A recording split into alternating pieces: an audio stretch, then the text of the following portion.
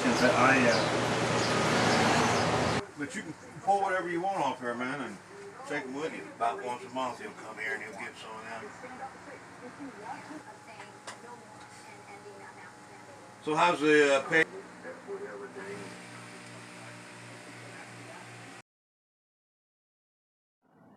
Anglers, welcome to this week's Indian Lake Fishing Report.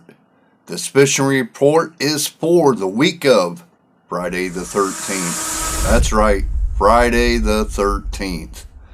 This report's brought to you by Mike's Bait and Tackle, Route 235, Lakeview, Ohio. Speaking of Friday the 13th, I have some bad news, but I also have some good news. The bad news is things have slowed down quite a bit. But the good news is they didn't slow down because the fish aren't biting. Slowed down because everybody was seeking some AC, a little retreat from this heat. Atchison's Resort holds a bass tournament every Tuesday night. This week I've seen some pretty impressive numbers come out of there. I think the first place bag was 9.7, which brings up bass fishing. And I wanted to address the weeds with bass fishing. Right now, bass fishing, you need to be using those topwater buzz baits, frogs, worms, around structures, docks, and weed lines, okay? And now we're going to get into fishing the weeds. If you've ever been to Florida bass fishing or know anyone that has been bass fishing in Florida, talk to them and they'll tell you exactly what I'm going to tell you. Down there, they fish weeds, which is actually grass in Florida. Grass structures, the bass are in them. They're punching mats. It's called punching. Your punch baits are, your big jigs, tipped with a rubber crawl. So, while punching them to get a good hook set, here's your number one tip for today. You'll find them bass in them weeds. Punch them weeds.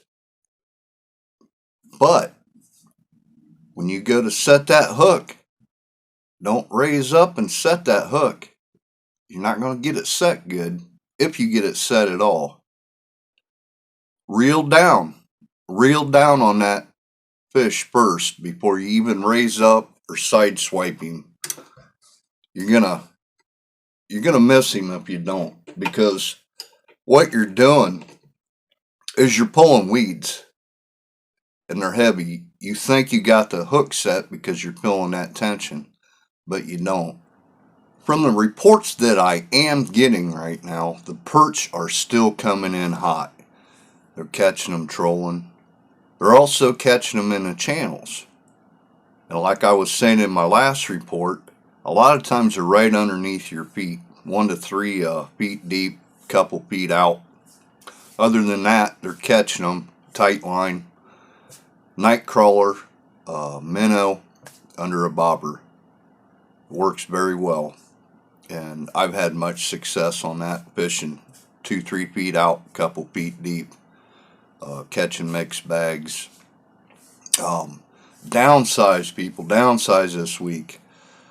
I know all this week has been horrible for even trying to get out and enjoying anything. So I hope everybody stayed hydrated and stayed in where it was cool. And it was a perfect opportunity to restock your box or just dump it on the floor, go through it, and reorganize it. The crappie. I want to talk a little bit about the crappie here.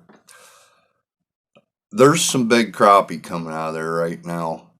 If you can find them, you're going to pull some big ones out.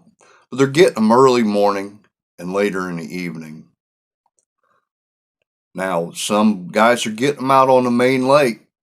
They're finding them out there schooling.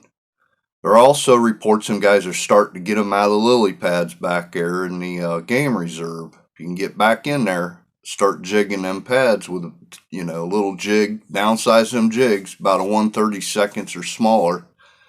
Tip them with a minnow. And I'm going to give you a couple tips on crappie fishing right now since it's the dog days.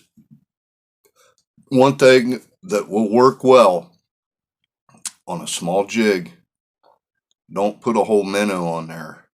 Just put the minnow head on it. Cut the head off the minnow, put it on there. It will produce some nice crappie for you. Finesse is the name of the game right now. They're also getting them at night under the bridges. And everybody knows the famous bridge. It's a deep hole there.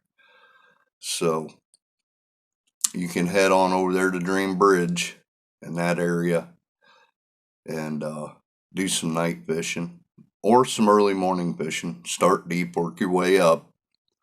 One thing that will give you a lot of success at night will be using a lantern.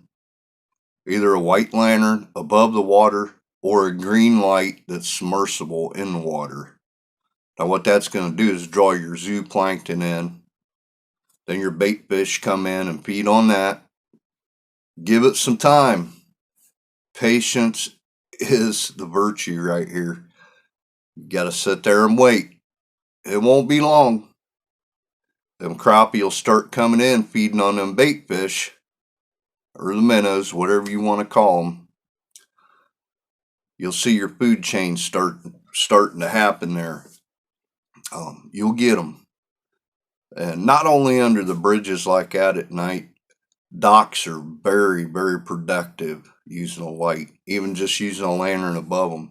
If you can find any place along that lake that has like parking lights up above that actually will shine on the water, there's another hot spot. Any amount of light shining on the water will produce that effect. That saw guy bite is really hot right now. Them guys are still trolling for them and getting them on nightcrawler rigs. They're throwing jerk baits and crank baits and paddle tails, but it seems to be the shallow diving crank baits and your stick baits or jerk baits are really producing some sizable saw guy. White bass are still hot. They're getting them around Moundwood and Dream Bridge area. And you can catch them throwing about anything. Like I said before, you see a school of bait fish or you see a boil in the water, start throwing. You can throw your crankbaits, jerk baits. Rooster tails work well. My favorite is throwing a curly tail, white curly tail grub. That always seems to work well for me. The flatheads, the flathead bite is slowed down just a bit, but it's still hot. And my reports are they're catching not only the big ones, but they're starting to catch a lot of the smaller ones right now, which is a good sign. That lake's producing a lot of big flatheads and a lot of small flatheads. So that's going to leave a lot of great fishing for the future. And these guys they release these fish, so I've seen people on there say stuff and blah, blah, blah, whatever, man. These guys are sport fishing these and they're handling them right. And if anybody out there needs any help, learning how to fish these flatheads or learning how to handle them, comment down below or whatever. I'll direct you to the right people that'll teach you how to do this right.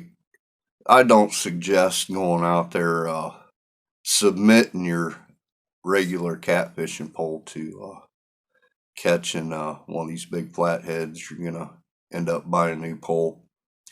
And they're catching them with the smaller and the bigger live baits. Downsize, downsize, downsize. Use finesse baits, small jigs, nighttime and early morning. That's your key to success right now.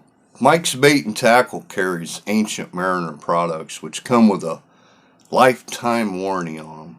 That's gear for the serious big game angler. Mike's also carries ACC crappie sticks. You might want to contact Mike for availability on those sticks. When he does get them in, they're gone. So make sure you get a hold of him if you're interested in one of those hot ACC crappie sticks. I know I'm going to have one. The mixed bag hotspots right now seem to be Black Hawk in the channels and in the mouth of the lake, Moundwood, Dream Bridge, and Pew Island, all producing great mixed bags from a boat or the bank. Until next week, tight lines.